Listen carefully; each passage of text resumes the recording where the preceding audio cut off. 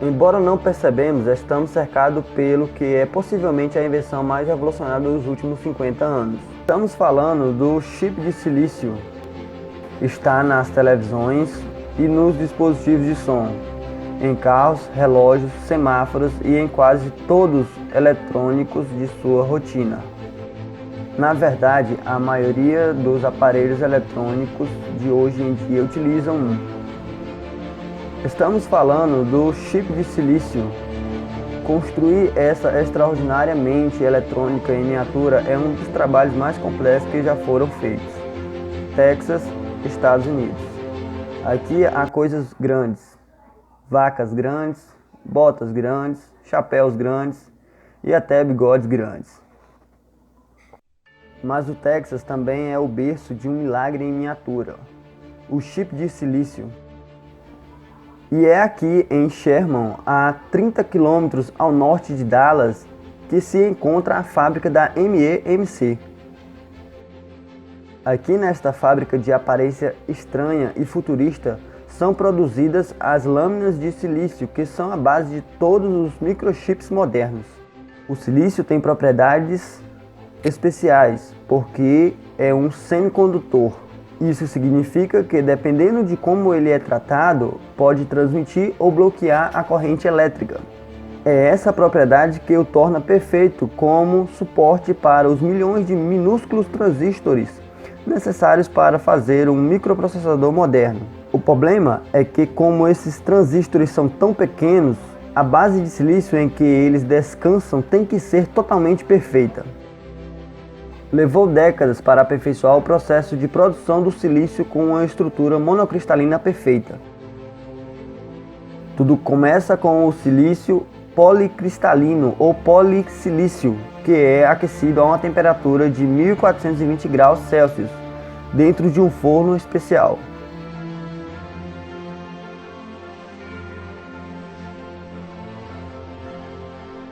Então é inserido um cristal de silício para que ele atue como o início de um cilindro. O cristal tem as dimensões de um lápis e gira no sentido oposto. Enquanto o silício policristalino fundido está esfriando, o cristal que atua como início o separa, cerca de 1,5 mm por minuto.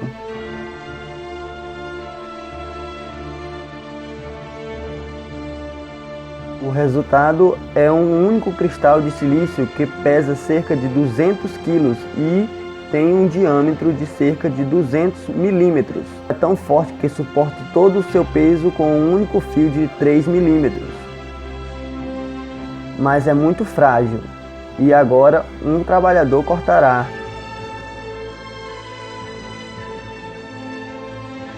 Depois de vários testes com produtos químicos e raios X para verificar sua estrutura molecular e pureza, o cubo entra em um fatiador. Essa serra de cabos de 10 toneladas usa uma rede de fios muito finos que se move muito rápido para produzir pastilhas de silício com um terço de 1 milímetro de espessura e com 99,99999% de pureza. Mas uma vez cortadas, elas têm marcas microscópicas na superfície, então tem que passar por um processo de polimento. Mas mesmo passar por essa máquina super moderna de polir, as lâminas não estão suficientemente lisas e agora tem que passar por um processo de polimento químico. O resultado são pastilhas de silício com uma superfície de rugosidade inferior a 0 nanômetros. Agora completamente polidas, elas estão finalmente prontas para começar com o design dos circuitos eletrônicos. Colocar milhões de transistores nessas minúsculas folhas é o trabalho dos fabricantes como o Texas Instruments. Em 1950, o inventor de circuitos integrados conseguiu colocar um único transistor em seu design. Um dos últimos designs dos dias atuais usam quase 1 bilhão de transistores. E de acordo com a lei de Moore, esse número dobra a cada 2 anos. Mas quanto mais transistores é necessário colocar em um projeto, menor tem que ser ele. Existem mais de 250 milhões de transistores nesse design. Todos eles devem se encaixar aqui. Trabalhar nessa escala microscópica representa um grande problema para os fabricantes de microprocessadores. Quando um transistor tem uma largura de apenas 1/10 de uma parte de 1 milímetro, uma partícula de poeira pode causar um desastre eletrônico. Então, antes de começar o trabalho, os trabalhadores devem vestir roupas especiais.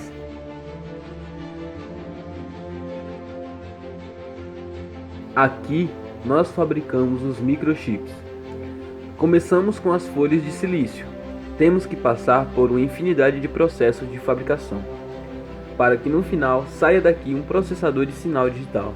Geralmente, fazemos cerca de 1.500 processos de fabricação diferentes do início ao fim.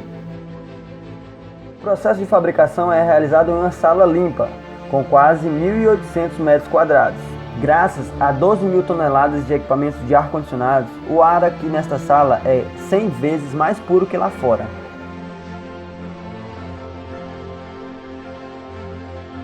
Na verdade, tem menos de 3.500 partículas por metros cúbicos de ar, o mínimo possível. Para se ter uma ideia de limpeza dessa sala, o simples fato de andar produz cerca de 5 milhões de partículas por minuto.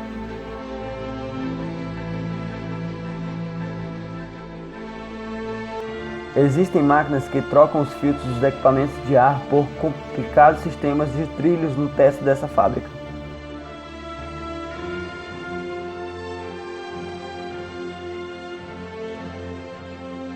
O problema central é miniaturizar os desenhos para depois imprimi-los nas lâminas de silício. Isso é realizado através de um processo chamado fotolitografia. Primeiro, a lâmina é coberta com um produto químico que endurece quando exposto à luz ultravioleta.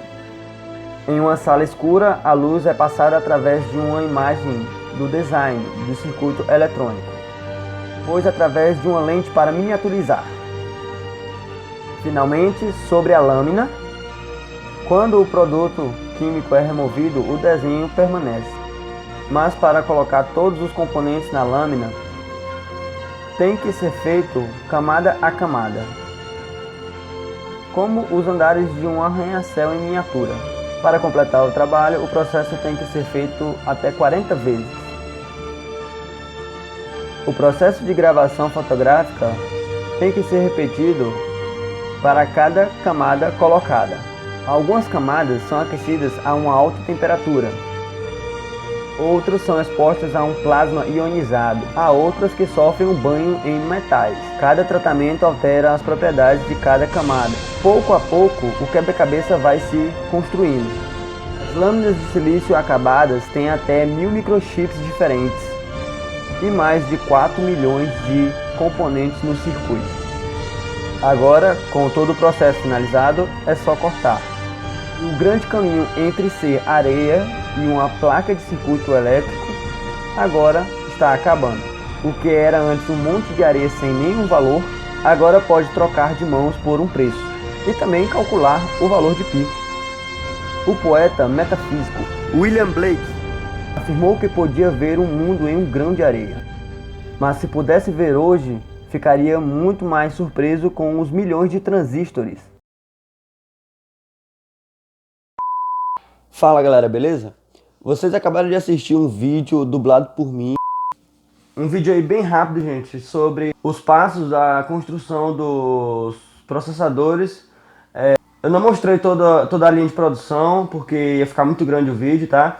Mas se você comentar e curtir esse vídeo que eu fiz, eu vou trazer a segunda parte mostrando como que funciona os últimos toques para a comercialização do processador, tá? Por favor, deixe seu like, curta o vídeo e muito obrigado, valeu, tchau, tchau.